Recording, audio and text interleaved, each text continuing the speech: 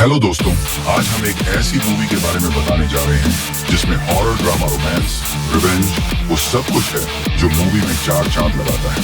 और ये मूवी रसिया और यूक्रेन के युद्ध के टाइम रशियन सोल्जर द्वारा यूक्रेनी महिलाओं के साथ किया गया दुर्व्यवहार को दर्शाती है। कहानी की शुरुआत होती है एक अंधेरी खौफनाक रात से, जहाँ एक घने जंगल में एक लेडी किसी से अपनी जान बचाकर इधर उधर भाग रही थी। और ये काफी जख्मी भी थी। भागते भागते ये घर के पास आती है जहाँ लाल रंग की रोशनी दिखाई दे रही थी। इससे पहले कि ये कुछ समझ पाती, यहाँ एक काली परछाई आकर इस लेडी पर अटैक कर देती है और इसे गार्डन से पकड़कर ऊपर उठा देती है। ये एंटिटी इस लेडी के सामने एंड्रे नाम देती है और ये नाम सुन ये लेडी नींद से घबराई हुई जाग जाती है। भले ही ये भयानक सपना था, लेकिन ओलेना इससे बहुत ज्यादा डर जाती है। ओलेना को समझ नहीं आ रहा था कि आखिर सपने में वो एंटिटी था कौन और उसने एंड्राय नाम क्यों लिया।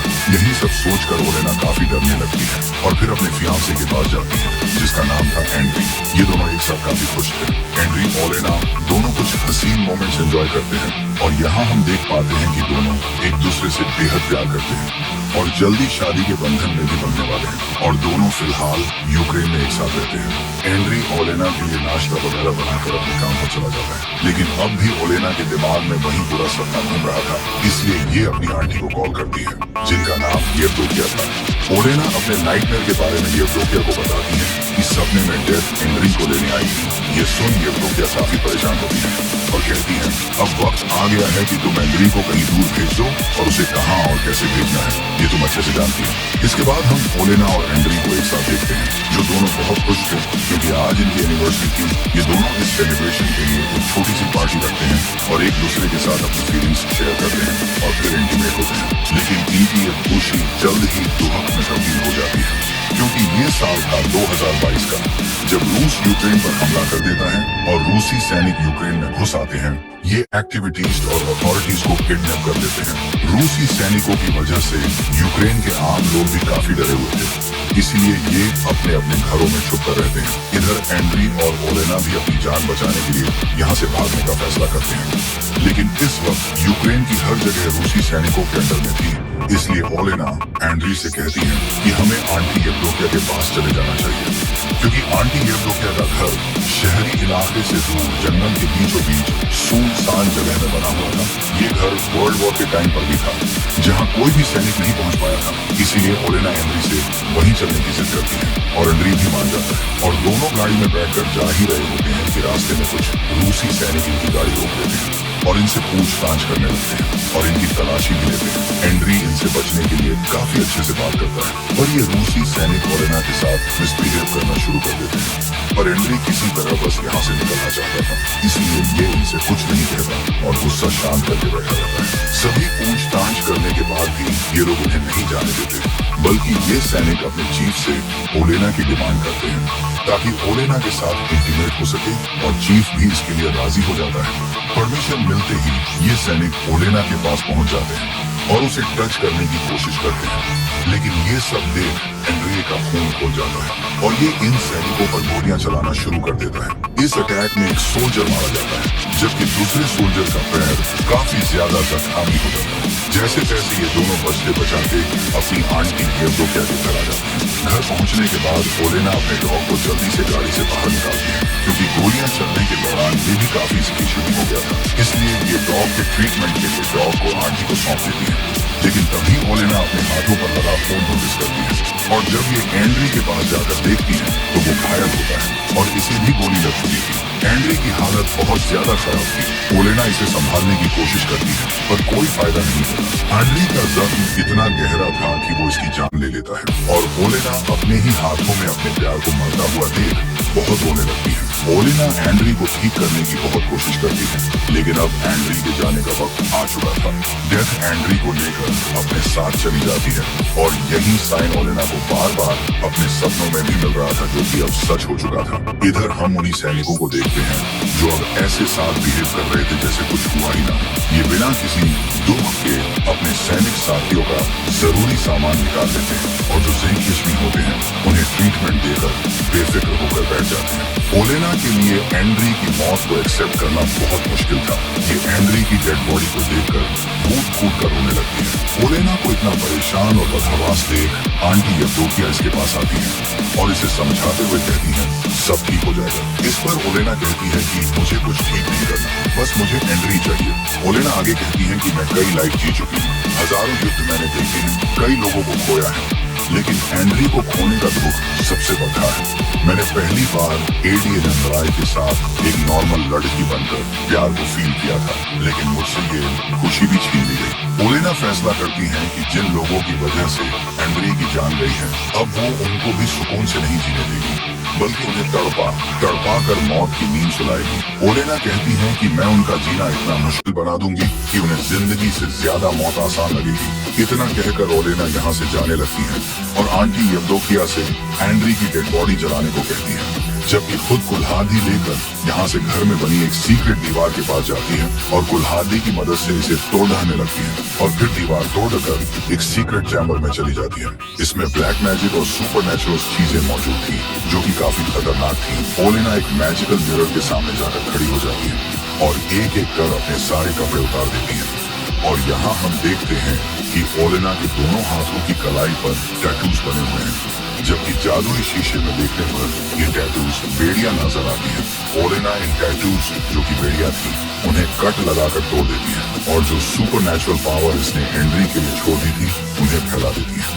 बड़ियों से आजादी मिलते ही इसके शरीर में कुछ चेंजमेंट होना शुरू हो जाते हैं और हम देखते हैं कि ओलेना की बॉडी में खास तरह की पावर दौड़ने लगी है। ये पावर वापस मिलते ही ओलेना काफी पावरफुल और खतरनाक हो जाती है और अब ये पूरी तरह से अपने दुश्मनों से बदलना लेने के लिए तैयार होती है। ओलेना कोई नॉर्मल लड़की नहीं थी, बल्कि ये एक विच थी जो इस चुड़ैलों की दुनिया से दूर एंड्री के साथ जिंदगी गुजारना चाहती थी, पर ऐसा नहीं हो पाया, इसीलिए ये इस दुनिया में वापस आ गई। इधर हम रूसी सैनिकों को देखते हैं जिनका चीफ बताता है कि खाने की सप्लाई अभी नहीं हो पाएगी क्योंकि जो खाने का ट्रक था वो यूक्रेन ने रोक लिया था। इसलिए चीफ इन सबसे कहता है कि अब तुम लोग बिल्कुल आजाद हो, तुम्हें जैसे भी खाना लाना है तुम इसके लिए फ्री हो, तुम किसी को भी मार सकते हो। ये सब सुनकर सैनिक बहुत खुश होते हैं और अलग होकर खाना ढूंढने के लिए निकल जाते हैं। कुछ सैनिक एक घर में खाना ढूंढने जाते हैं जहाँ एक बूढ़ा आदमी उन्हें यहाँ से भगाने लगता है, लेकिन ये रूसी सैनिक इस बुजुर्ग आदमी को ही मार देते हैं और इसके घर में जबरदस्ती घुस जाते हैं जहाँ इन्हें इस बूढ़े आदमी की बेटी दिखाई देती है जिसका नाम था काटिया। केडी को देखकर ये सैनिक इसे बंदी बनाने की कोशिश करते हैं,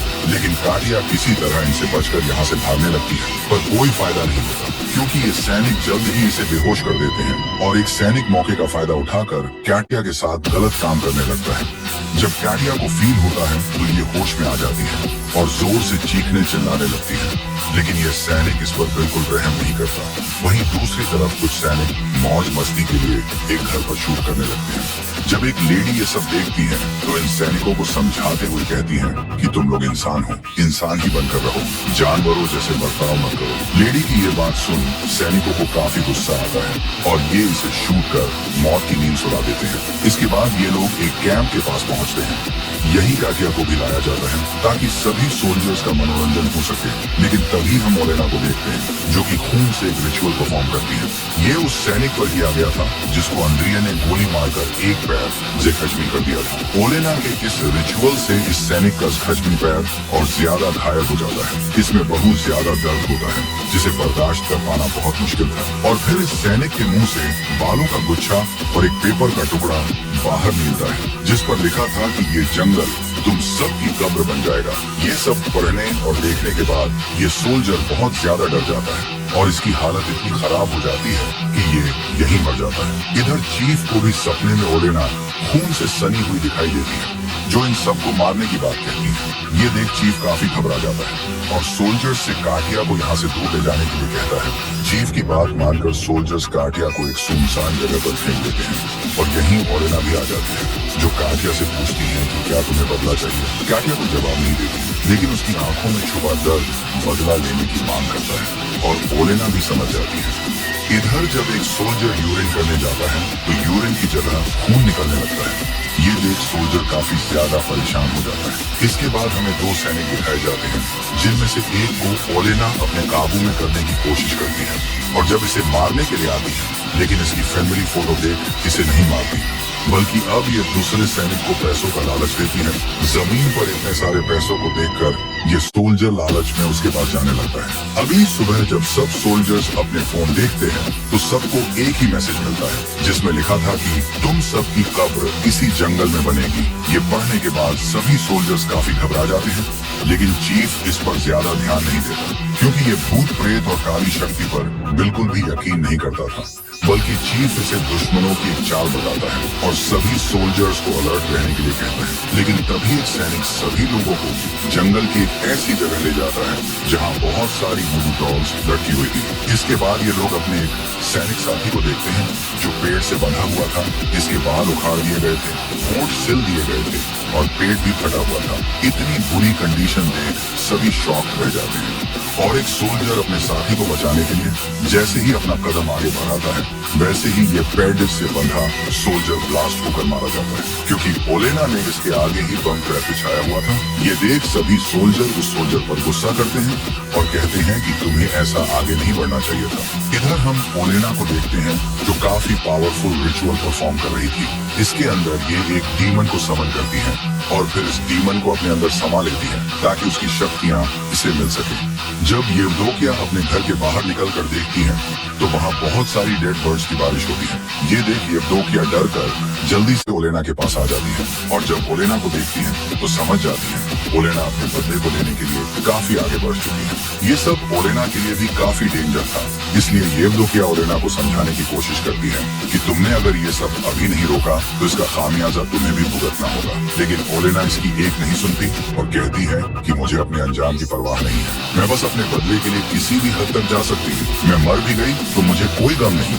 ये सुन येवदोकिया कहती है कि मैंने ही तुम्हें विच बनाकर एक नई जिंदगी दी थी और अब तुम मुझे ही अकेला छोड़कर जाना चाहती हो। ओलेना येवदोकिया की कोई भी बात नहीं सुनती। इधर हम एक सैनिक को देखते हैं जिसे अपनी फ्रेंड मिली फोटो मिली थी। इस फोटो में उसकी वाइफ और उसका बेटा खून से सना हुआ था क्योंकि ओलेना ने इन दोनों को मार दिया था और इसी फोटो की मदद से इन्हें मारने के लिए रिचुअल भी परफॉर्म किया था।